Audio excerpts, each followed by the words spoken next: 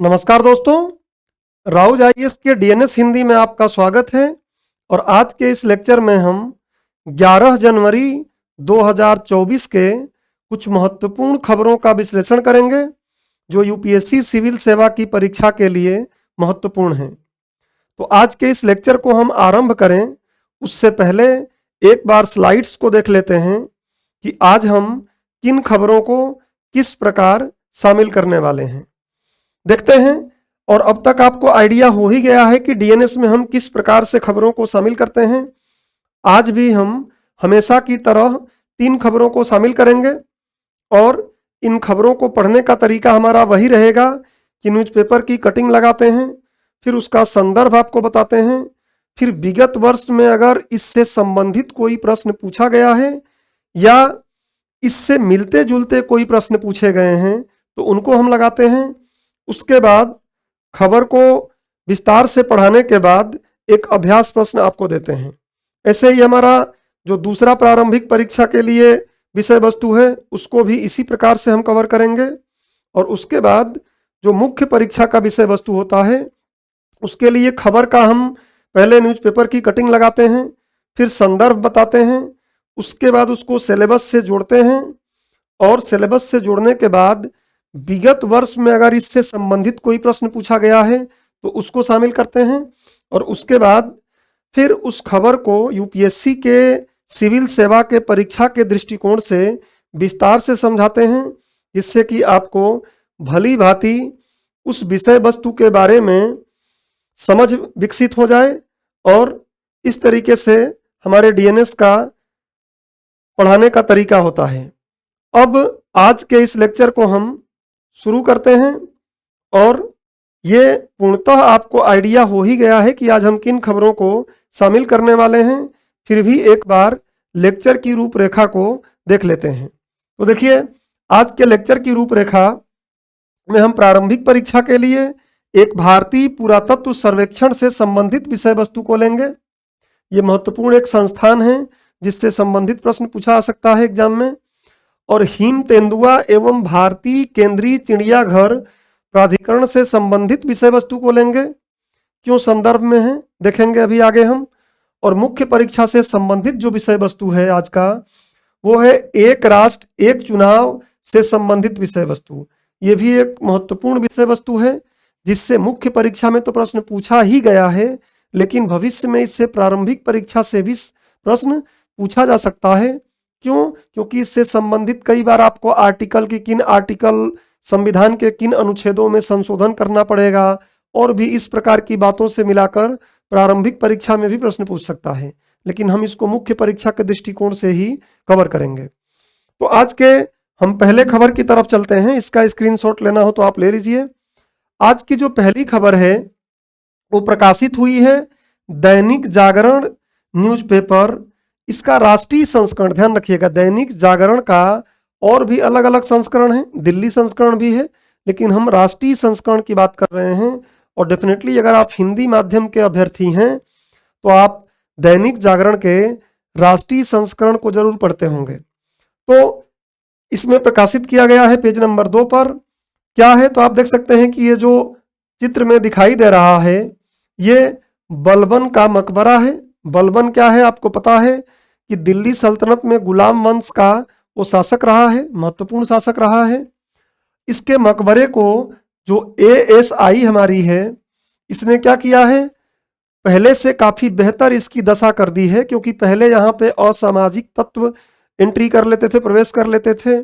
जो पर्यटन करने के लिए, देखने के लिए लोग यहाँ आते थे उनको दिक्कतें होती थी। तो उसको कई तरीके से स्थानीय पुलिस की सहायता लेकर चारों तरफ चहारदीवारी बनाकर और भी उसका कायाकल्प करके और सुरक्षाकर्मी का व्यवस्था करके एएसआई ने क्या किया है, उसको फिर से पूर्णतः रिवाइव किया है। तो संदर्भ यही है। देखिए कि इसको मैं संक्षिप्त में बता देता हूं, बाकी तो हिंदी का खबर है तो आप न्यूज़पेपर रखे हो तो आराम से पढ़ भी सकते हैं। हालांकि मुख्य बातें मैं बता देता हूं कि एएसआई जो भारतीय पुरातत्व सर्वेक्षण है इसने क्या किया है, गुलाम वंश के शासक गयासुद्दीन के मकबरे की दशा में सुधार कर दिया है।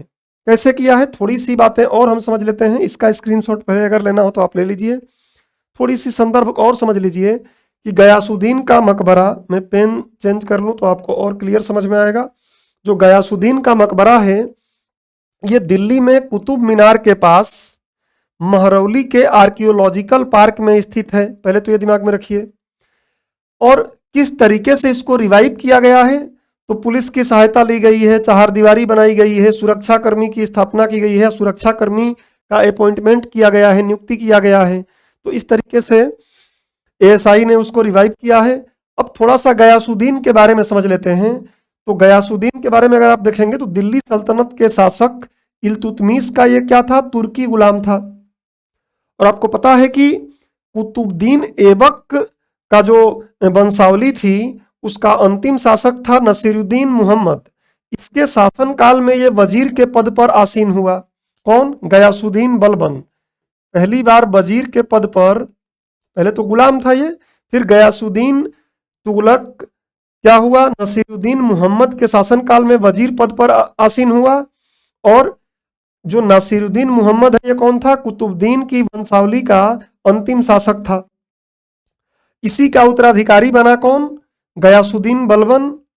24 वर्षों तक शासन किया और 1287 ईस्वी में इसकी मृत्यु हो गई। तो ये खबर का संदर्भ है, जो खबर में मुख्य मुख्य बातें बताई गई हैं। बाकी आप स्टैटिक पोर्शन पे जाके आप आराम से हिस्ट्री के हिसाब से इसको पढ़ सकते हैं। पूरे दिल्ली सल्तनत को ही आप पढ़ लें इसी के बहाने। अब हम बढ़ते हैं, इसका स्क्रीनशॉट लीजिए और हम देखते हैं कि क्या विगत वर्ष में ऐसे संस्थानों से प्रश्न पूछा जाता है क्या। तो देखिए वर्ष 2018 में एनजीटी से प्रश्न पूछा गया था, राष्ट्रीय हरित अधिकरण से प्रश्न पूछा गया था। तो ऐसे महत्वपूर्ण संस्थानों से अक्सर प्रश्न पूछे जाते हैं यूपीएससी प्रारंभिक परीक्षा में, इसलिए हमने इसको आज शामिल किया है। हम आज भारतीय पुरातात्विक या भारतीय पुरातत्व सर्वेक्षण के बारे में, जिसको एएसआई बोलते हैं संक्षिप्त रूप में, इसके बारे में देख लेते हैं। और जितनी भी महत्वपूर्ण बातें हैं उसको मैं एक स्लाइड के माध्यम से रख दिया हूं, माइंड मैप के माध्यम से, जिससे आपका क्विक रिवीजन भी हो जाएगा, तीव्र तरीके से रिवीजन कर सकते हैं। परिचय क्या है? तो देश की सांस्कृतिक विरासत के पुरातात्विक अनुसंधान और संरक्षण के लिए प्रमुख क्या है? संगठन है। मैं कलर चेंज कर लूं तो आपको थोड़ा और क्लियर समझ में आएगा। अब देखिए, यह संस्कृति मंत्रालय के तहत आता है, यह आपको जरूर दिमाग में रखना है कि यह संस्कृति मंत्रालय के तहत, भारत सरकार के संस्कृति मंत्रालय के तहत आता है।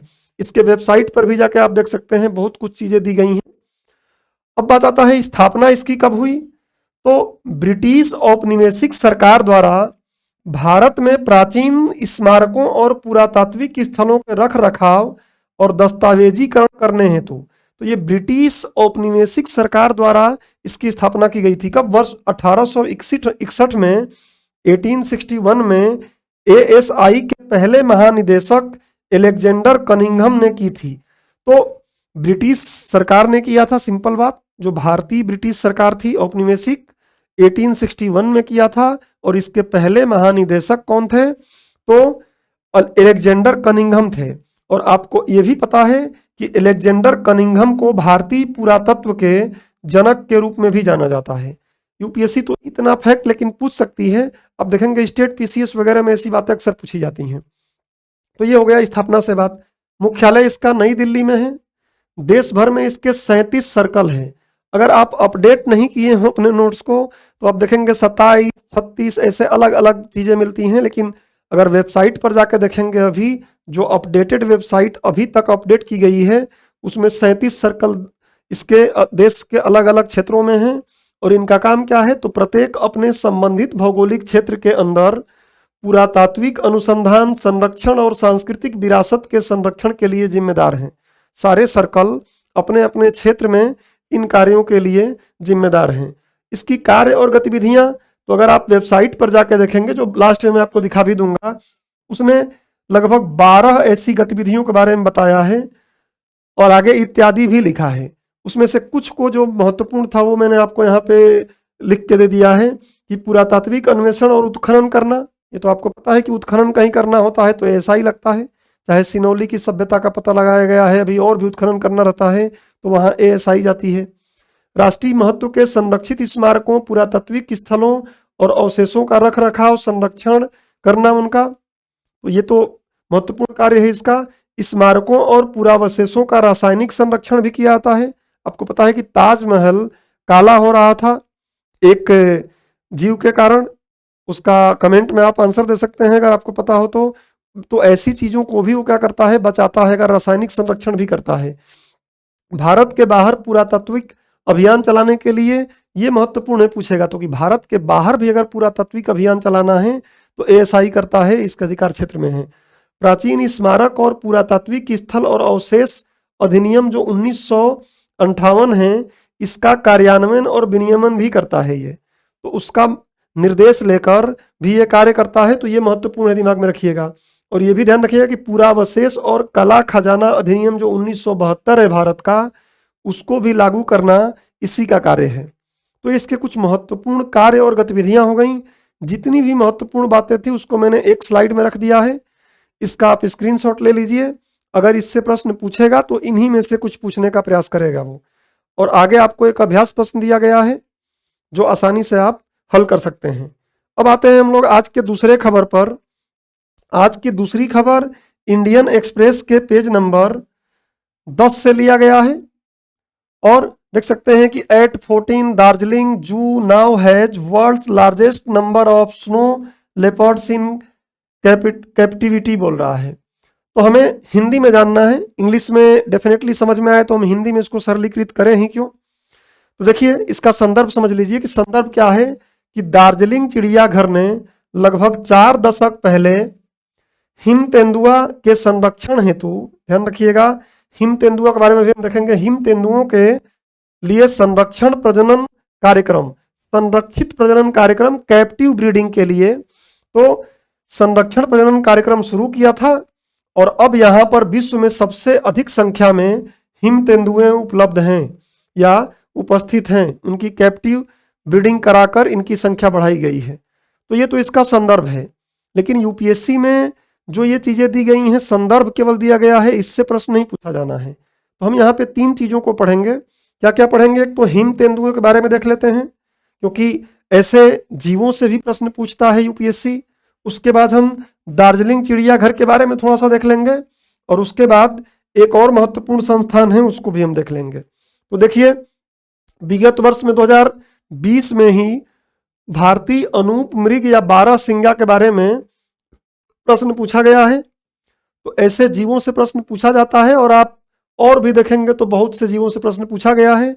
हमारे डीएनएस में भी पीछे कई ऐसे जीवों के बारे में कवर किया गया है। इसका स्क्रीनशॉट लेना हो तो ले लीजिए, संदर्भ का लेना हो तो ले लीजिए। अब बढ़ते हैं हम इस खबर को पढ़े तो सबसे पहले हिम तेंदुआ के बारे में देख लेते हैं। देखिए हिम तेंदुआ, अच्छा हिम तेंदुआ का अगर आप चित्र देखना चाहें तो देख सकते हैं, ये हिम तेंदुआ है। कहाँ पाया जाता है इसका मैंने मैप यहाँ पे लगा दिया है, ये भी आप देख सकते हैं। अब हम उसको भी मैं दिखाऊंगा, पहले समझ लीजिए हिम तेंदुआ परिचय क्या है। तो इसका वैज्ञानिक नाम पैंथेरा अंसिया है। इन्हें पहाड़ों के भूत भी कहा जाता है, अक्सर इनको पहाड़ों के भूत के नाम से भी जाना जाता है। जैसे भूत से लोग डरते हैं वैसे इससे डरते हैं पहाड़ों में।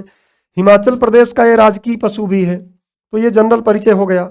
विशेषताएं इसकी क्या हैं? तो हिम तेंदुए का जो फर होता है सफेद से भूरे रंग का होता है।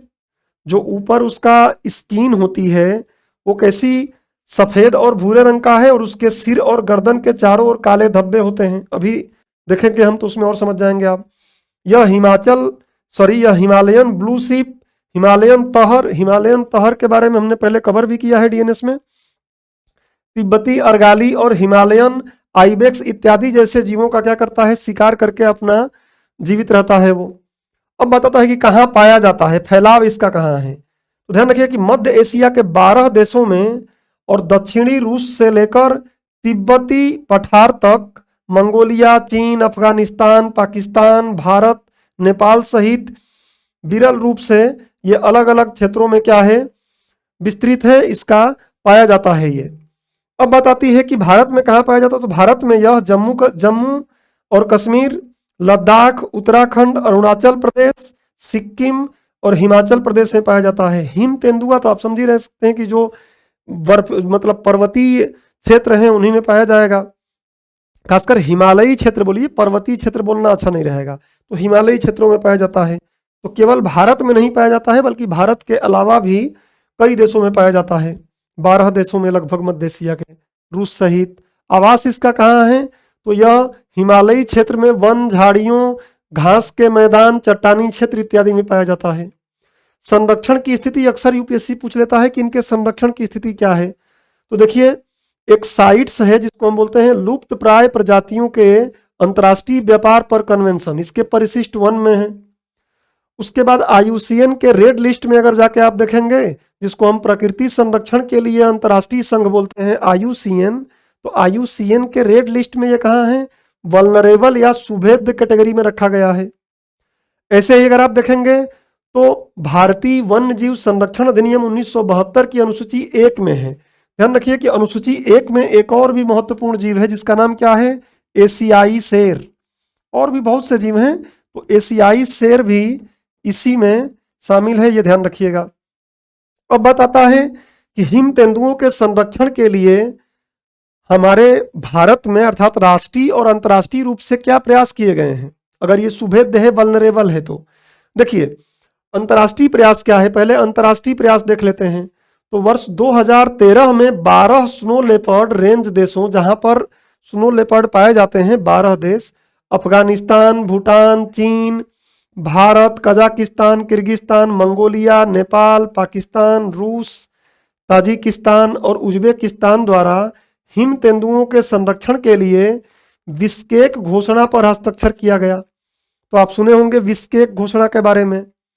पहले एम स्ट्रिप पे क्वेश्चन आया हुआ है, आप देखेंगे तो शेरों से संबंधित ही, इसलिए इनके बारे में आप दिमाग में रखिएगा। उस शेर से संबंधित बिश्केक घोषणा का संबंध इससे, इनके संरक्षण से है।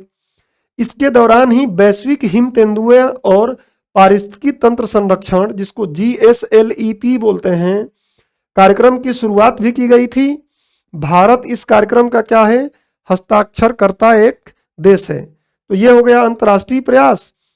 और भारत में प्रोजेक्ट स्नो लेपर्ड चालू किया गया था, आपको पता है। इसे हिम तेंदुओं और उनके आवास के संरक्षण के लिए एक समावेशी और भागीदारी दृष्टिकोण को बढ़ावा देने हेतु कब शुरू किया गया था? वर्ष 2009 में इसको शुरू किया गया था। कौन सा? तो प्रोजेक्ट स्नो लेपर्ड कार्यक्रम। तो ये हो गया हिम तेंदुआ के बारे में जितनी भी महत्वपूर्ण जानकारियां हैं, उनको हमने माइंड मैप के थ्रू एक स्लाइड में रख दिया है। इसका आप स्क्रीनशॉट ले लीजिए। अब थोड़ा सा, अब ये मैप आप देख सकते हैं, इसका भी स्क्रीनशॉट ले लीजिए। कहाँ कहाँ है? ये सारा फैलाव का क्षेत्र है और ये उसके बारे में बताया गया है, जो अभी बताया गया था आपको, विशेषताएं उसकी। अब बात आता है कि दार्जिलिंग चिड़ियाघर के बारे में थोड़ा सा हम समझ लेते हैं, क्योंकि क्या भरोसा इन पर भी कभी प्रश्न पूछ ले यूपीएससी, तो जो आए उसको हम पूर्णतः कवर कर लें। तो ये क्या है? Padmaja Naidu Himalayan zoological park को ही दार्जिलिंग चिड़ियाघर भी कहा जाता है। तो एक जूलॉजिकल पार्क है जिसका नाम है Padmaja Naidu Himalayan zoological park, इसी को दार्जिलिंग चिड़ियाघर कहा जाता है। और ये कहाँ स्थित है? तो बंगाल के, पश्चिम बंगाल के दार्जिलिंग शहर में है। चिड़ियाघर भारत में लुप्त प्राय पूर्वी हिमालयी प्रजातियों के संरक्षण के प्रजनन में अग्रणी रहा है। तो ये चिड़ियाघर जो है क्या है? जो हिमालयी प्रजाति हैं उनका संरक्षण के लिए, खासकर जो पूर्वी क्षेत्र में पाए जा रहे हैं, उनके लिए अग्रणी रहा है। यहाँ पहला पूर्व स्थानीय संरक्षण, आपको पता है कि एक्स सीटू इन सीटू संरक्षण होता है।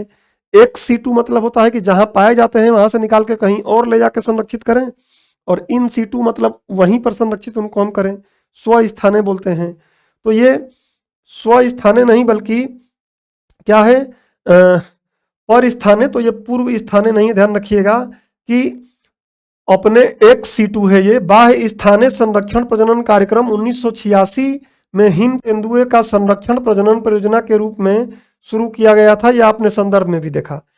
अब चिड़ियाघर 2009 से world association of zoos and चिड़ियाघर, जूज एंड एक्वेरियम, वाजा और zoological information management system, ZIMS का हिस्सा भी रहा है। तो ये भी पूछ सकता है कभी फैक्ट के तौर पर। चिड़ियाघर को 2010 में इन सीटू और एक्स सीटू संरक्षण के प्रयासों के लिए मान्यता के रूप में royal bank of Scotland earth hero award से सम्मानित भी किया गया है इसको। और वर्ष 2022 में भारतीय केंद्रीय चिड़ियाघर प्राधिकरण इसलिए इसको भी हम देख लेंगे अभी यहाँ। तो भारतीय केंद्रीय चिड़ियाघर प्राधिकरण ने देश के सभी चिड़ियाघरों में सभी श्रेणियों में दार्जिलिंग चिड़ियाघर को प्रथम स्थान पर रखा था। फर्स्ट स्थान दिया था पूरे भारत में जितने भी चिड़ियाघर हैं उनको, उनमें और हर श्रेणी में। तो ये तो चिड़ियाघर के बारे में देख लिया। अब एक संस्थान यहाँ पे उभर के आ गया कि चिड़ियाघर प्राधिकरण केंद्रीय, ये देखिए केंद्रीय चिड़ियाघर प्राधिकरण। तो ये क्या है थोड़ा इसको समझ लेते हैं। भारतीय केंद्रीय चिड़ियाघर प्राधिकरण के बारे में देखते हैं, जिससे कि आपको पूरा होलिस्टिकल इस न्यूज के बारे में जितनी भी कवरेज चाहिए सब मिल जाए। तो इसकी स्थापना वर्ष 1992 में पर्यावरण एवं वन मंत्रालय के तहत एक वैधानिक निकाय के रूप में की गई थी। मतलब कानून बनाकर इसको किया गया है, ध्यान रखिएगा, वैधानिक निकाय है ये। एक कानून पारित करके इसकी स्थापना की गई है।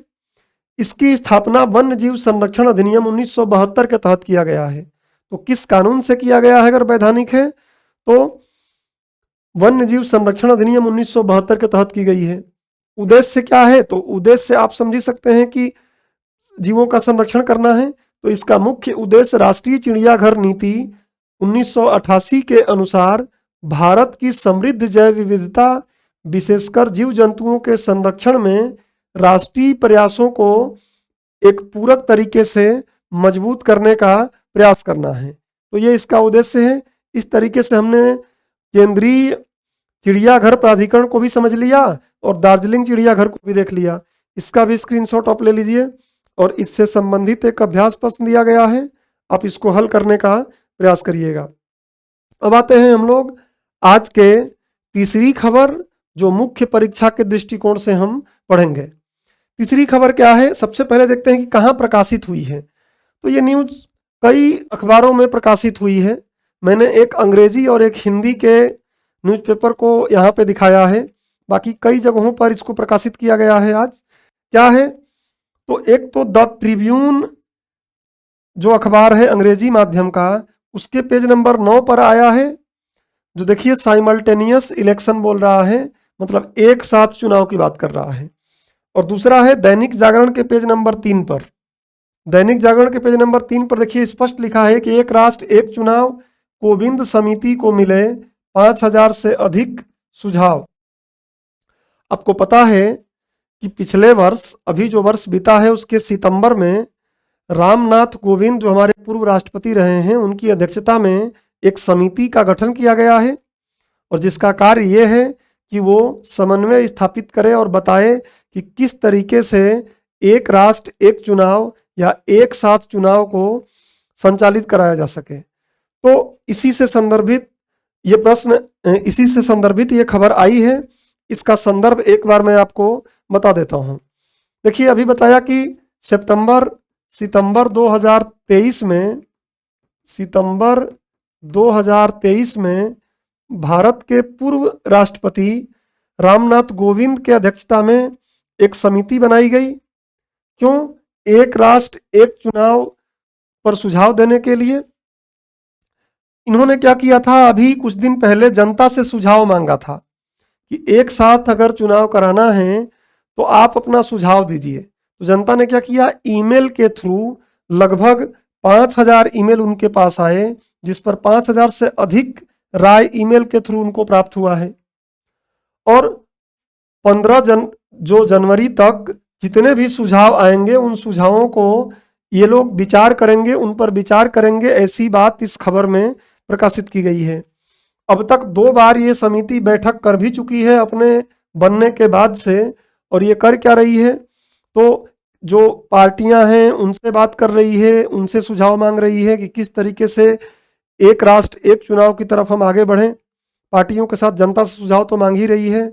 उसके बाद जो और भी क्षेत्रीय दल हैं और भी जो इंटेलेक्चुअल हैं उनको शामिल करते हुए एक कंसेंसस बनाने का प्रयास कर रही है कि किस प्रकार हम एक राष्ट्र एक चुनाव की तरफ आगे बढ़ें। तो ये संदर्भ है। अब देखिए ये एक महत्वपूर्ण टॉपिक है हमारे मुख्य परीक्षा के लिए। तो पाठ्यक्रम से अगर हम जुड़ें तो ये प्रश्न पत्र 3 में आएगा और सामान्य अध्ययन 2 में आएगा, क्योंकि पहला पेपर निबंध का होता है।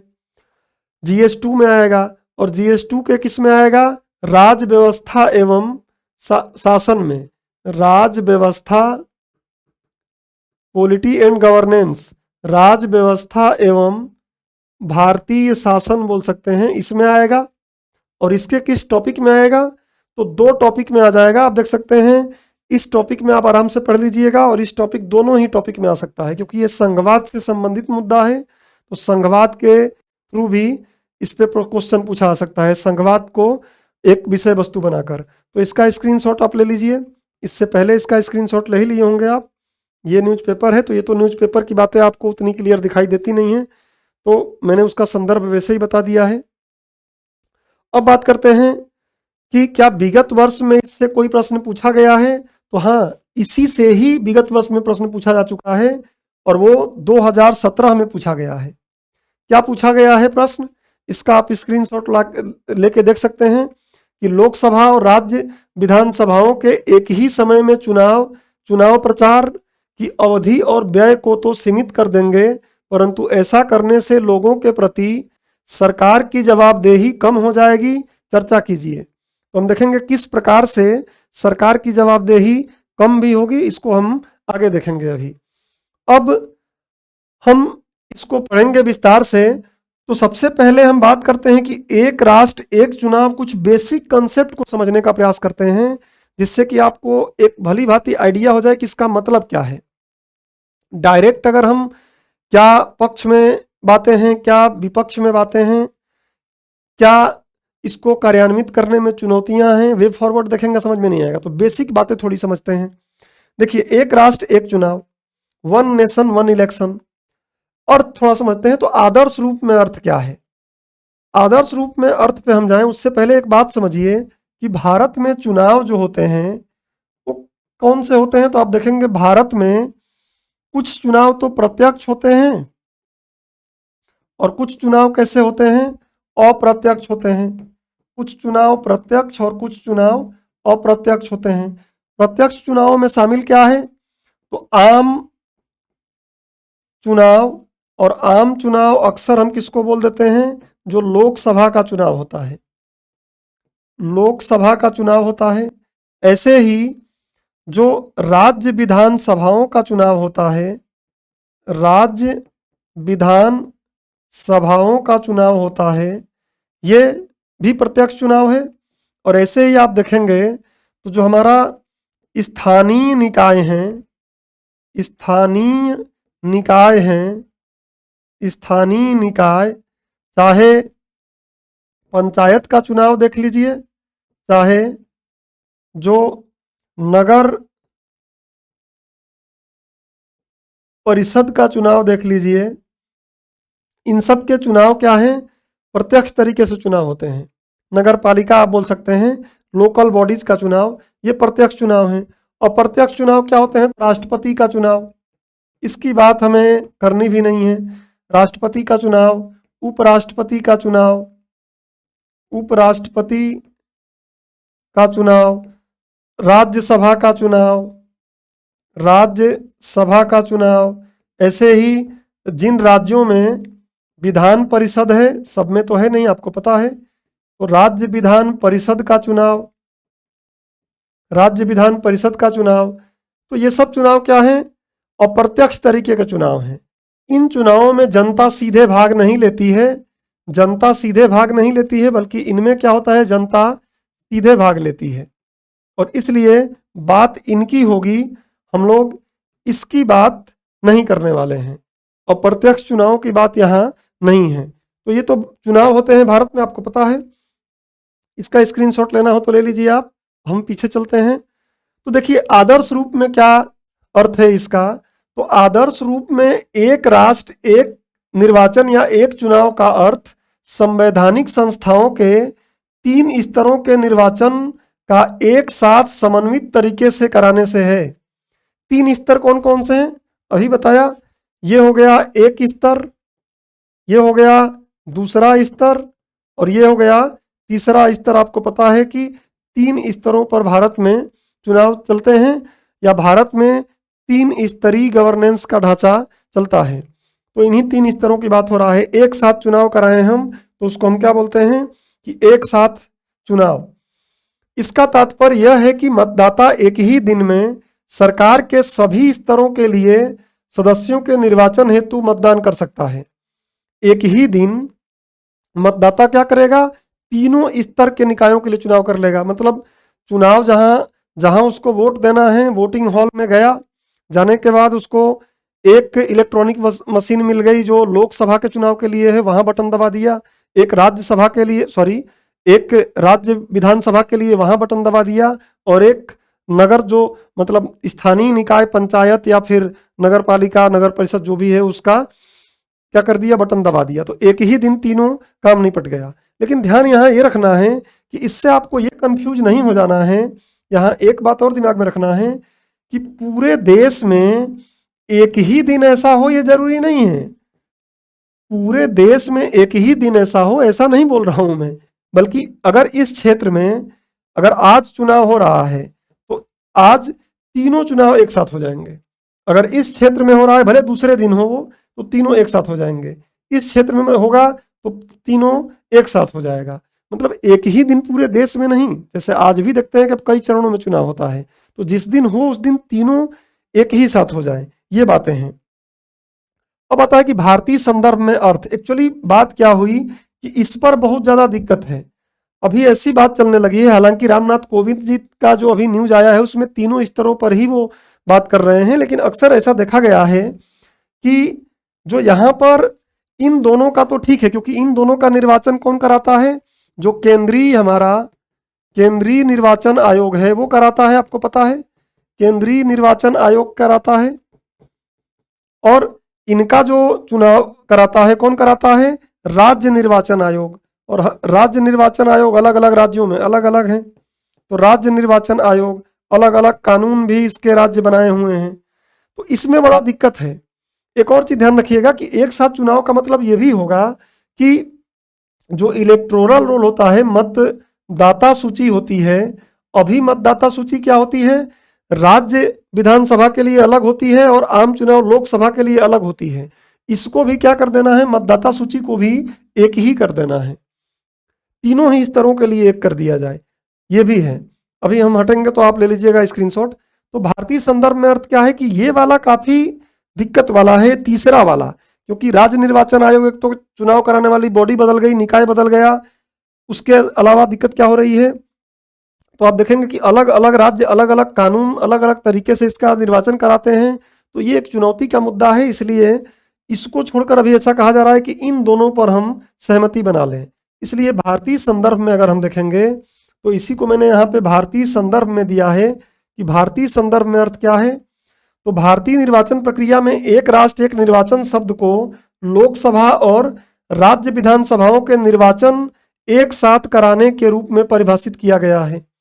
कहीं अलग जगहों पर नहीं, कहीं स्पेशल संविधान में और कहीं नहीं है ये, बल्कि जनरली ऐसे इसको परिभाषित किया जाता है।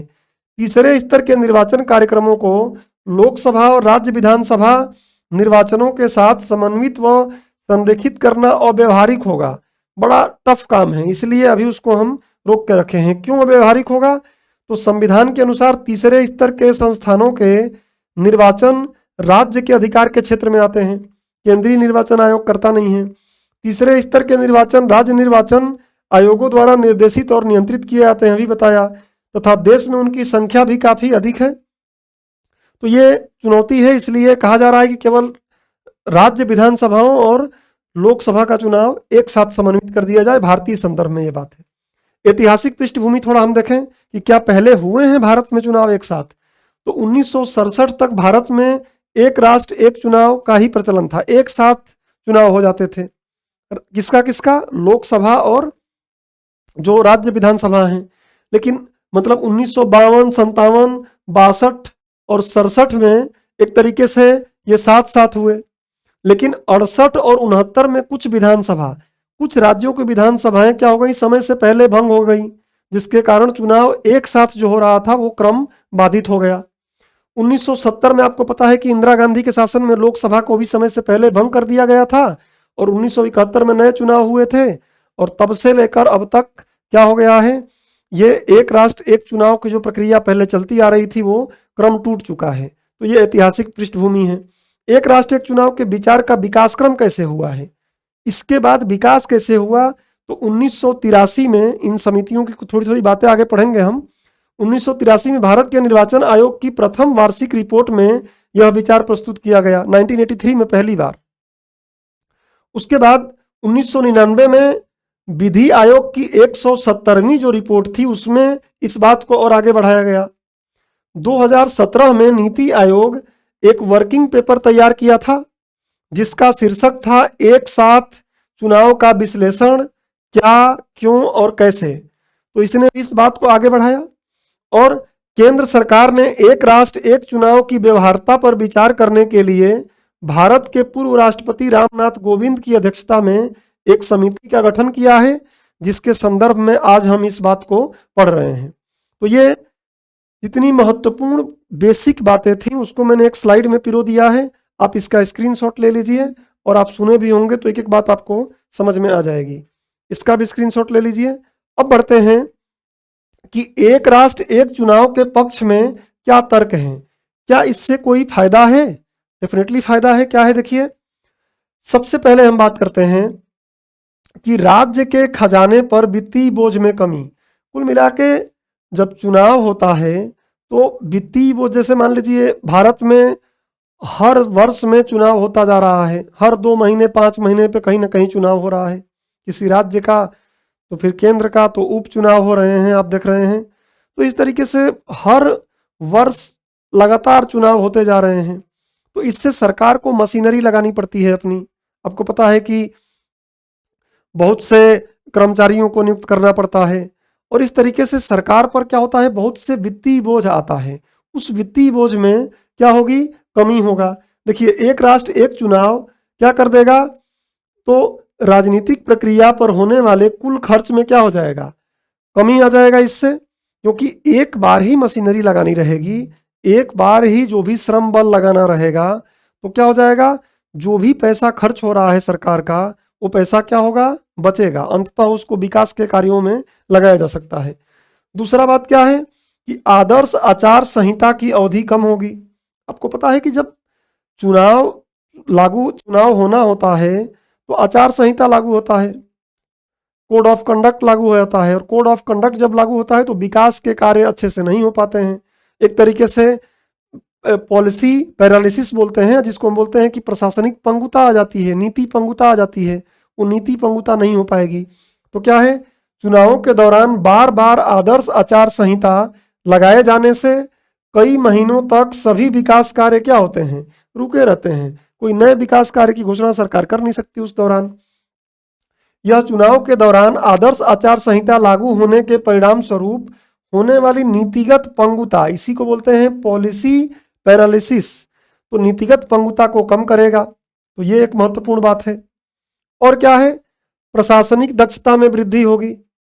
प्रशासनिक दक्षता में कैसे वृद्धि होगी, तो हम क्या कर लेते हैं, जो भी श्रम बल लगाते हैं हम, कर्मचारियों को आप देखते हैं नियुक्त करते हैं, तो वो कर्मचारी इसी में लगे रहते हैं साल भर। प्लस इसी में हम क्या करते हैं, शिक्षकों को भी लगा देते हैं, तो शिक्षक पढ़ाने के बजाय क्या करते हैं, जाके चुनाव का कार्य देख रहे हैं। तो एक तरीके से प्रशासनिक कार्य जो सही से होने चाहिए वो प्रशासनिक कार्य सही तरीके से नहीं हो पाते हैं, उसको ठीक करेगा ये। और क्या फायदा है, तो चुनाव मोड में रहने के बजाय शासन पर ध्यान केंद्रित होगा। हर वर्ष जब चुनाव मोड में सरकार रहती है तो हमेशा वो ऐसे वादे करेगी जिससे जनता उसके तरफ देखे या उसको लाइक करे, उसको वोट दे। तो देखिए क्या होगा, एक राष्ट्र एक चुनाव केंद्र और राज्य सरकारों की नीतियों और कार्यक्रमों को निरंतरता सुनिश्चित करेगा, लगातार उनको लागू कर पाएंगे, बीच में बाधा नहीं आएगी। इससे सामान्य सार्वजनिक जीवन में व्यवधान कम होगा क्योंकि राजनीतिक रैलियां न्यूनतम रखी जाएंगी। अब एक राष्ट्र एक चुनाव होगा तो एक ही साल जो भी होगा ना, या अभी हम आगे देखेंगे कैसे लागू करने की सिफारिशें दी गई हैं, मतलब कम हो जाएंगी। इससे जनता तक आवश्यक सेवाओं की डिलीवरी क्या हो जाएगी, आसानी से पहुंचेगी और सुधार होगा उसमें। और क्या होगा, लोक लुभावन उपायों में कमी आ जाएगी। अब देखते हैं कि चुनाव के दौरान तमाम प्रकार के लोक लुभावन वादे किए जाते हैं और उसके बाद उन्हीं लोक लुभावन वादों को पूरा करते करते ही सरकार का कार्यकाल बीत जाता है, विकास के कार्य करते समय सोच ही नहीं पाती है वो। प्लस एक राज्य में किसी पार्टी की सरकार है, दूसरे राज्य में चुनाव आ गया, तब भी वो कुछ ऐसे कार्य करना चाहती है कि दूसरे राज्य के मतदाता क्या हो, उस पार्टी की तरफ झुकाव उनका हो।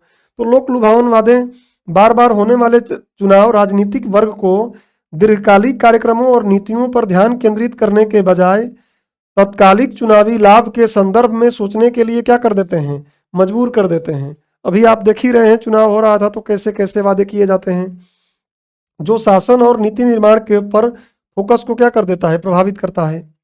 और क्या होगा, आंतरिक सुरक्षा का जो मुद्दा है उसमें भी सुधार होगा। ये कैसे होगा, तो आपको पता है कि बहुत से जो केंद्रीय सुरक्षा बल है वो चुनावों में लगाए जाते हैं, जिससे कि शांतिपूर्ण मतदान को संपन्न कराया जा सके। अब ऐसी स्थिति में क्या होता है, तो ऐसी स्थिति में आप देखेंगे कि बाहर से अगर कुछ आक्रमण होता है, कुछ और ऐसे आंतरिक सुरक्षा के मुद्दे पैदा होते हैं, तो पर्याप्त मात्रा में सुरक्षा कार्यबल नहीं होते हैं जो उसको रोक सकें। तो देखिए, चुनावों के दौरान सुरक्षा बलों की लगातार तैनाती से सशस्त्र पुलिस बलों की एक बड़ी संख्या उपयोग में होती है, जिससे अन्यथा नक्सलवाद जैसी आंतरिक सुरक्षा समस्याओं के बेहतर प्रबंधन के लिए बेहतर ढंग से तैनात किया जा सकता था। तो वो काम न करके हम चुनावों में उनको लगाए हुए हैं, और एक बार नहीं बार बार लगाए जा रहे हैं। तो ये एक समस्या है, इसको भी क्या करेगा, वो ठीक करेगा। मतदान के प्रतिशत में वृद्धि होगी, क्योंकि आपको पता है कि जनता क्या हो जाती है, बार बार चुनाव में भाग लेकर बोर हो जाती है, लगता है अरे क्या चुनाव देना है, चुनाव में क्या मतदान देना है। लेकिन जब एक बार होगा चुनाव, तो उस समय लोगों के उमंग रहेगा मतदान के प्रति, और मतदान का परसेंटेज भी क्या होगा, बढ़ेगा। उसके बाद सामाजिक सद्भाव में वृद्धि होगी। आपको पता है कि पार्टियां जब भी चुनावी मोड में आती हैं, चुनाव होता है, तो जो लोग हैं उनमें धार्मिक सद्भाव को बिगाड़ना चाहती हैं। क्या करना चाहती हैं वो, तो जातिगत तरीके से, धार्मिक तरीके से उनको बैर डालती हैं उनके बीच में, जिससे कि बाइफरकेट करके उनको इस तरीके से आपस में लड़ाकर एक विशेष वर्ग का चुनाव में मतदान का, उनका मत का फायदा उठा लिया जाए। ये चीजें जब एक बार होंगी तो बार बार नहीं होंगी, तो लोगों में सद्भाव भी क्या होगा, पहले से बढ़ेगा। तो और भी इसके अलावा बहुत से फायदे हैं, ये कुछ महत्वपूर्ण फायदे हैं। शिक्षा में सुधार हो जाएगा, शिक्षकों को वहां पे लागू नहीं किया, शिक्षकों को कम बार जाके ये काम करना पड़ेगा, इसमें योगदान अपना देना पड़ेगा, तो बेहतर तरीके से वो शिक्षण का कार्य कर सकेंगे। तो इस तरीके से बहुत से पक्ष में तर्क हैं, ये कुछ महत्वपूर्ण तर्क हैं जिनको मैंने आपको दे दिया है। इसका स्क्रीनशॉट लीजिए और आगे बढ़ते हैं। आपको पता है कि कोई भी चीज अपने आप में एकदम एब्सोल्यूट और अच्छा नहीं होता है, जितना अच्छा होता है उसी अनुपात में या उससे कम कुछ ना कुछ उसमें नुकसान भी होता है। तो विपक्ष में तर्क क्या है, आलोचक इसके विपक्ष में क्या तर्क देते हैं, एक राष्ट्र एक चुनाव के विपक्ष में क्या तर्क है। सबसे पहली बात तो देखिए कि संघवाद की भावना का उल्लंघन है। संघवाद, आपको पता है कि भारत क्या है, राज्यों का एक संघ है, जिसमें शक्तियां क्या हैं, केंद्र और राज्यों के बीच में बटी हुई हैं। लेकिन इसमें संघवाद का उल्लंघन कैसे होगा, देखिए, अविश्वास प्रस्ताव के माध्यम से सरकार को हटाने से राज्य विधानसभाओं के अधिकार को सीमित करेगा ये। क्योंकि शुरू शुरू में जब भी इसको स्टार्ट किया जाएगा, तो जाहिर सी बात है अगर एक साथ करना है तो हमको क्या करना पड़ेगा, राज्य विधानसभाओं को भंग करना पड़ेगा। और अभी आगे हम देखेंगे इससे भी जुड़ा मुद्दा, ये तो अब सुप्रीम कोर्ट के न्यायिक समीक्षा के दायरे में भी आता है, तो भंग करेंगे। तो इस तरीके से क्या होगा, तो जो संघवाद की भावना है उसका उल्लंघन होगा, संघवाद को ये नकारात्मक तरीके से प्रभावित करेगा। दूसरी बात क्या, जवाबदेही में कमी। अभी सरकार, लगातार चुनाव होते हैं, तो सरकार को ये लगता है कि हमें जनता के पास बार बार जाना है, और इसलिए जनता के प्रति उसकी जवाबदेहिता बनी रहती है। कुछ ऐसे निरंकुश टाइप के निर्णय नहीं लेती है जिससे कि लोगों पर नकारात्मक प्रभाव पड़े, क्योंकि उत्तरदायित्व उसका जवाबदेहिता बनी रहती है। लेकिन एक बार जब चुनाव होगा, तो एक बार जीतने के बाद अगर 5 साल के लिए कोई सरकार आ गई, तो फिर वो जनता के पास उसको जाना नहीं है, तो जवाबदेहिता उसकी कम होगी, और निरंकुश जैसे या निरंकुशता आधारित नीतियां वो बना सकती है। तो ये देखिए कि जवाबदेहिता में कमी। नियमित चुनाव यह सुनिश्चित करते हैं कि सरकार लोगों की इच्छाओं को नियमित रूप से सुनने के लिए बाध्य है। बार बार चुनाव होगा, अलग अलग राज्यों में जाएंगे, तो लोग अपने अपने मुद्दे उठाएंगे, प्लस ऐसे निर्णय भी नहीं लेंगे जिससे जनता उनके खिलाफ हो। नियमित राज्य चुनाव राजनीतिक दलों के लिए फीडबैक तंत्र के रूप में कार्य करते हैं। फीडबैक मिलता है कि हमारे कौन से काम खराब हैं, कौन से अच्छे हैं। आलोचकों का तर्क है कि यदि सरकार को एक निश्चित कार्यकाल का आश्वासन दे दिया जाता है एक राष्ट्रीय चुनाव के माध्यम से, तो इससे निरंकुश प्रवृत्ति को और बढ़ावा मिल जाएगा। संसाधनों में की कमी है हमारे यहाँ, इसको आगे हम देखेंगे कार्यान्वयन की चुनौतियों में भी कि कैसे क्रियान्वयन में चुनौती है। बट अभी समझ लीजिए कि इलेक्ट्रॉनिक वोटिंग मशीन, वीवीपैट, जनशक्ति और ज़्यादा लोगों को नियुक्त करना पड़ेगा। सुरक्षा बलों की और ज़्यादा भारी मात्रा में नियुक्ति करनी पड़ेगी। अभी तो एक राज्य में होता है तो ये हालत है, पूरे राज्य में एक साथ होगा और केंद्र और राज्य का तो और ज़्यादा मात्रा में सुरक्षा बल करने पड़ेंगे। तो ये हमारे पास इनकी कमी होगी, ये एक व्यवहारिक कठिनाई है। क्षेत्रीय दलों को नुकसान क्या है? तो आपको पता है कि जो पार्टी राष्ट्रीय पार्टियां हैं और राज्य में भी हैं तो उनकी बातें ज़्यादा सुनी जाएंगी, उनका प्रभाव ज़्यादा पड़ेगा। और जो क्षेत्रीय दल है, अभी आप देखेंगे कई राज्यों में, जैसे बीजू जनता दल है उड़ीसा में, कर्नाटक नहीं, तमिलनाडु में, यूपी है, बिहार है, इनमें कुछ क्षेत्रीय दलों का प्रभुत्व है, लेकिन वो राष्ट्रीय दल नहीं है। तो राष्ट्रीय दलों एक साथ चुनाव होगा तो राष्ट्रीय मुद्दे हावी हो जाएंगे संभवतः, और जो क्षेत्रीय दल है उनको नुकसान हो जाएगा। हालांकि इसका काउंटर भी लोग बोलते हैं कि जो बीजू जनता दल जीती थी, आप उड़ीसा में देखे होंगे नवीन पटनायक जी के नेतृत्व में, तो उस समय केंद्र में दिया गया था बीजेपी को वोट, लेकिन राज्य के लिए साथी चुनाव हुए थे उस समय 19 में, और उस समय कौन जीता था? वहां पर राज्य में जीत गई थी बीजेडी। तो ये काउंटर है, लेकिन फिर भी ये होगा, क्योंकि कुछ सर्वे भी बताते हैं कि 77% लोग क्या हैं, केंद्र की नीतियों से प्रभावित हो जाते हैं। तो एक साथ एक चुनाव क्षेत्रीय दलों की संभावनाएं प्रभावित होंगी, क्योंकि स्थानीय मुद्दों के बजाय जो राष्ट्रीय मुद्दे हैं हावी हो जाएंगे। क्षेत्रीय पार्टियां धन, चुनावी रणनीतियों दोनों में ही क्या होंगी, जो राष्ट्रीय पार्टियां हैं, बड़ी पार्टियां हैं, उनका प्रतिस्पर्धा नहीं कर पाएंगी। और क्या बात आता है कि मतदाताओं के व्यवहार में भी प्रभाव आएगा। जो राष्ट्रीय मुद्दे हैं वो राज्य विधानसभा निर्वाचन में मतदान के लिए मतदाताओं के व्यवहार को प्रभावित कर सकते हैं, या ऐसा हो सकता है कि राज्य विशिष्ट मुद्दे लोकसभा निर्वाचन में मतदान के लिए मतदाताओं के व्यवहार को प्रभावित कर सकते हैं। मतलब मतदाता हमारे इतने शिक्षित नहीं है कि दोनों को बेहतर तरीके से समझ सकें और अपने मत को सही तरीके से दे सकें। तो ये भी मतदाताओं के व्यवहार पर भी प्रभाव पड़ेगा। अगला विपक्ष में तर्क क्या है कि विधानसभाओं, लोकसभाओं के कार्यकाल को पहली बार कैसे समन्वित किया जाएगा। जब भी पहली बार इसको शुरू किया जाएगा, हालांकि इस पर अभी हम देखेंगे, संसदीय समिति ने इस पर काफी अच्छा सुझाव दिया है, बट ये एक मुद्दा तो रहेगा ही कि जब भी पहली बार इसको लागू किया जाएगा तो फिर एक साथ चुनाव कराने के लिए या तो कुछ राज्यों के विधानसभाओं को भंग करना पड़ेगा समय से पहले ही। देखिए, कुछ राज्य विधानसभाओं को मौजूदा कार्यकाल के विस्तार, या तो उसके मौजूदा कार्यकाल का विस्तार करना पड़ेगा, या तो उसमें क्या करनी पड़ेगी, कटौती करनी पड़ेगी।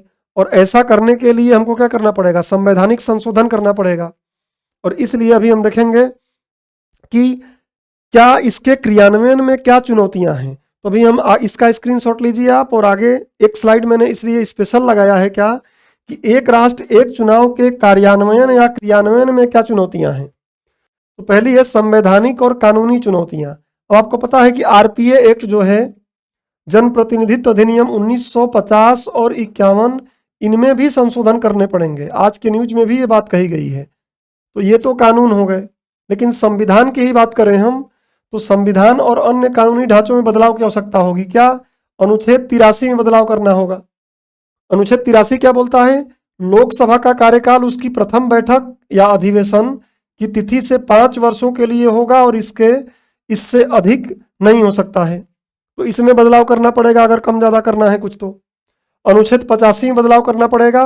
राष्ट्रपति के पास केंद्रीय मंत्रिमंडल की सलाह पर लोकसभा का विघटन करने की शक्ति है, तो इसमें भी बदलाव करने की आवश्यकता हो जाएगी। ऐसे ही राज्यों में अनुच्छेद 172 विधानसभाओं के कार्यकाल की अवधि 5 वर्ष की होगी जो बोलता है, उसमें संशोधन की आवश्यकता पड़ सकती है। अनुच्छेद 174 में करना पड़ेगा। राज्यपाल के पास राज्य मंत्रिमंडल की सलाह पर राज्य विधानसभा का विघटन करने की शक्ति है। सेम यही बातें केंद्र और राज्य दोनों के संदर्भ में आर्टिकल में संशोधन करना पड़ेगा। और अनुच्छेद 356 राष्ट्रपति शासन वाली जो बात है उसमें भी संशोधन करना पड़ेगा। और आपको पता है कि ये संशोधन क्या है, एक तरीके से संघवाद को प्रभावित करते हैं और इसलिए इसके लिए राज्यों के 50% अनुसमर्थन के साथ ही संवैधानिक संशोधन की आवश्यकता होगी, जो सरकार के लिए क्या है, चुनौतीपूर्ण है। इतना आसानी से संशोधन हो नहीं सकता है। और महत्वपूर्ण बात क्या है कि इसमें संशोधन जब करेंगे तो न्यायिक समीक्षा की चुनौती आएगी। न्यायिक समीक्षा की क्या चुनौती आएगी? तो राज्य विधानसभाओं को भंग करने के लिए 356 के तहत राष्ट्रपति शासन के उपयोग को सुप्रीम कोर्ट ने एस.आर. बोम्मई जो मामला था 1994 और रामेश्वर प्रसाद मामला 2006 में न्यायिक समीक्षा का हिस्सा मान लिया है कि इस अगर ऐसा होता है तो सुप्रीम कोर्ट इस पर न्यायिक समीक्षा कर सकता है। तो ये भी एक महत्वपूर्ण चुनौती है, कैसे किया जाएगा। अगली बात यह है कि लॉजिस्टिक वही परिचालन संबंधी जो मैंने आपको ईवीएम वगैरह के बारे में बताया, तो परिचालन संबंधी चुनौती कौन कौन सी हैं? तो ऐसा अनुमान है कि लगभग 30 लाख इलेक्ट्रॉनिक वोटिंग मशीन की जरूरत पड़ेगी। उसके बाद वीवीपैट की जरूरत पड़ेगी, जिसको हम बोलते हैं मतदाता सत्यापित पेपर ऑडिट ट्रेल मशीन की व्यवस्था करनी पड़ेगी, जो शुरू में काफी चुनौतीपूर्ण है। देश भर में केंद्रीय बलों की तैनाती करना पड़ेगा, जो पहले ही बताया, ये भी एक चुनौती का मुद्दा रहेगा। और क्या है, तो विभिन्न राज्य विधानसभाओं के कार्यकाल को लोकसभा के साथ कैसे समन्वित करें, यह भी महत्वपूर्ण है कि कैसे उनको भंग करें या कैसे उनके समय काल को विस्तार करें। तो ये क्रियान्वयन में चुनौतियां हैं जो महत्वपूर्ण हैं, उसको मैंने यहाँ पे बताया आपको। इसका भी स्क्रीनशॉट लीजिए। और अंततः हम बात करते हैं कि आगे का रास्ता क्या होना चाहिए, आगे की राह क्या हो, वे फॉरवर्ड क्या हो। देखिए, एक समिति ने बोला है कि 2 चरणों में निर्वाचन आयोजित कराया जाए। तो संसदीय स्थायी समिति ने सुझाव दिया है कि एक साथ निर्वाचन 2 चरणों में करने पर विचार किया जाए। मतलब एक साथ 2 चरण में किया जाए। 2 चरण क्या रहे? तो चरण 1 को लोकसभा निर्वाचन के साथ संपन्न कराने का सुझाव दिया गया है। कुछ राज्यों के चुनाव लोकसभा के साथ कर दिया जाए, जो उसके आसपास खत्म होने वाला है जिनका समय काल। और उसके बाद चरण 2 को लोकसभा की अवधि के लगभग बीच में संपन्न कराने का सुझाव दिया गया है। मतलब लगभग 2.5 वर्ष मान लीजिए या 30 महीने मान लीजिए। इस प्रकार लोकसभा और सभी राज्य विधानसभाओं के संपूर्ण निर्वाचन चक्र के समन्वित होने के बाद देश में प्रति 2.5 वर्ष या 30 महीने में निर्वाचन करने की परिकल्पना की गई है। तो ये एक अच्छा सुझाव लगता है कि एक तो लोकसभा के साथ एक चरण में कुछ राज्यों करा दो और फिर बीच में कराओ, जिससे कि कोई भंग हुआ तो उसके बाद भी उनका भी हो सके। तो एक अच्छा तरीका है। हालांकि जब फाइनल होगा तो हम देखेंगे, ये सुझाव ही अभी हैं। अगला है समय से पहले विघटन को बचाया जाए, कि समय से पहले विघटन की स्थिति अगर होती है तो क्या किया जाए। तो ये बताया गया है कि लोकसभा में क्या किया जाए, कुल मिला के जो भी अविश्वास प्रस्ताव लेकर आए वो ये भी व्यवस्था करे कि आखिर में सरकार कैसे बनेगी, उसकी भी विश्वास प्रस्ताव के साथ ही अविश्वास प्रस्ताव लाया जाए। कुछ देशों में ऐसा है, जर्मनी वगैरह में, तो किसी भी अविश्वास प्रस्ताव के साथ एक विश्वास प्रस्ताव भी शामिल होना चाहिए। केवल अविश्वास प्रस्ताव नहीं लाया जाएगा, उसके साथ विश्वास प्रस्ताव भी लाइए। यह प्रस्ताव भावी प्रधानमंत्री के रूप में नामित व्यक्ति की अध्यक्षता वाली सरकार के पक्ष में होगा। तो इससे क्लियर होगा कि अगर सरकार गिरती है तो फिर दूसरी सरकार बन जाएगी, कोई समस्या नहीं आएगी। और यही काम किया गया है, बोला गया है कि विधानसभा में भी ऐसा ही काम किया जाए कि अविश्वास प्रस्ताव की स्थिति में इस प्रस्ताव के साथ ही वैकल्पिक सरकार के गठन के लिए एक विश्वास प्रस्ताव को भी प्रस्तुत करना अनिवार्य होगा। अगर ये किया जाता है तो फिर भंग होने वाली समस्या से हम बच सकते हैं। अब देखिए फाइनली क्या किया जाएगा अगर लागू हुआ तो। वैसे तो आज द ट्रिब्यून बोला है कि एक दुर्लभ प्रक्रिया है विश्व में, एडिटोरियल में अपने। अगली बात है विधि आयोग की सिफारिश पर अमल किया जाए। विधि आयोग ने क्या सिफारिश किया है? तो ऐसी विधानसभाओं के लिए निर्वाचन जिनका कार्यकाल लोकसभा के साधारण निर्वाचन के 6 महीने बाद समाप्त होने वाला है। मतलब लोकसभा का सामान्य जो लोकसभा का आम चुनाव है उसके 6 माह बाद उनका क्या होना है, चुनाव होने वाला है। तो उनका चुनाव साथ में ही करा लिया जाए, उनका चुनाव लोकसभा चुनाव के साथ में करा लिया जाए, लेकिन उस सरकार को चलने दिया जाए और उसका जो रिजल्ट है, परिणाम है, वो कब घोषित किया जाए? तो विधानसभा के कार्यकाल के अंत में घोषित कर दिया जाए। चुनाव हो गया, घोषित मत करो, या घोषित कर भी दो अगर, तो अभी चलने दो सरकार को, और 6 महीने बाद जब खत्म होगा तो फिर वही पार्टी सरकार बना लेगी। तो ये भी एक बहुत अच्छा विकल्प है। और अंत में निष्कर्ष देख लेते हैं कि क्या होना चाहिए। तो निष्कर्ष ये है कि जब इतना जटिल काम ये है, तो फिर सभी हितधारकों से सलाह मशवरा करके एक राय बनाकर सभी बाधाओं को दूर करके इस पर आगे बढ़ना चाहिए। सबसे पहले तो यही होना चाहिए। और दूसरा, अगर ऐसा करने में हम सफल हो जाते हैं तो डेफिनेटली हमारे लिए क्या होगा, एक तरीके से प्रशासनिक व्यवस्था अच्छी हो जाएगी हमारी। उसके अलावा जो खर्च हो रहा है वो बच जाएगा। इवन काला धन जो चुनाव में लगता है उसकी समस्या भी समाधान हो पाएगा। तो यही निष्कर्ष है कि भारत में एक साथ चुनाव लागू करना एक जटिल कार्य है, जिसके लिए सभी हितधारकों के बीच व्यापक समन्वय और परामर्श आवश्यक है, जो रामनाथ कोविंद समिति कर भी रही है। लोकसभा और विधानसभा के कार्यकाल का चरणबद्ध समन्वयन चुनावी प्रणाली में तत्काल एक बार के बदलाव की तुलना में अधिक व्यवहार्य दृष्टिकोण है। मतलब ये वाला बेहतर दृष्टिकोण है। और फिर अगर सिंक्रोनाइज करना भी है तो धीरे धीरे किया जाए, एक बार ना किया जाए। तो ये निष्कर्ष हैं, और इसका भी आप स्क्रीनशॉट ले लीजिए। इस प्रकार आज का डीएनएस कंप्लीट होता है, और मैं उम्मीद करता हूं कि प्रारंभिक परीक्षा और मुख्य परीक्षा के जिन 3 विषय वस्तुओं को मैंने आज शामिल किया है, वो तीनों ही विषय वस्तु आपको क्लियर कट स्पष्ट रूप से समझ में आ गए होंगे। मिलते हैं अगले लेक्चर में, तब तक पढ़ते रहिए। धन्यवाद।